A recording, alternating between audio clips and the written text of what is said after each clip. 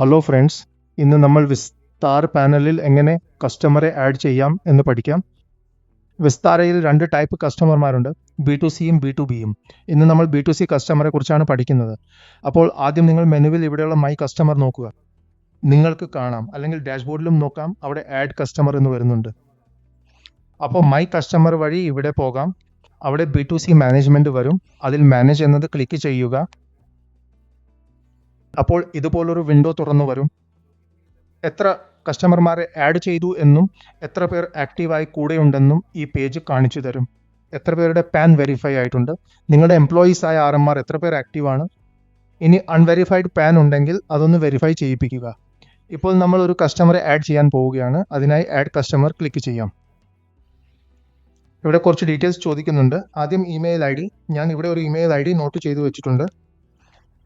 ഞാൻ ഇതിലേക്ക് ഒരു OTP അയക്കാം. 2 മിനിറ്റ്സിനുള്ളിൽ ഇത് ഓട്ടോ വെരിഫൈ ആകും. എന്തെങ്കിലും കാരണം കൊണ്ട് ഓട്ടോ വെരിഫൈ ആയില്ലെങ്കിൽ നിങ്ങൾക്ക് OTP എൻ്റർ ചെയ്യാനും പറ്റും. ഈ കേസിൽ ഇത് ഓട്ടോമാറ്റിക്കലി വെരിഫൈ ആയിട്ടുണ്ട്. നിങ്ങൾ തെറ്റായ ഇമെയിൽ IDയോ അല്ലെങ്കിൽ പൈറേറ്റഡ് ഇമെയിലോ ഡ്യൂപ്ലിക്കേറ്റ് ഇമെയിലോ ആണ് ഉപയോഗിക്കുന്നതെങ്കിൽ ഇവിടെ എറർ വരും. രണ്ടാമത്തെ സ്റ്റെപ്പ് ഫോൺ നമ്പർ നൽകുക എന്നതാണ്. എൻ്റെ കയ്യിൽ ഇപ്പോൾ ഒരു ഫോൺ നമ്പർ ഉണ്ട്. അതുകൊണ്ട് ഞാൻ ആ ഫോൺ നമ്പർ ഇവിടെ കോപ്പി ചെയ്ത് പേസ്റ്റ് ചെയ്യുകയാണ്.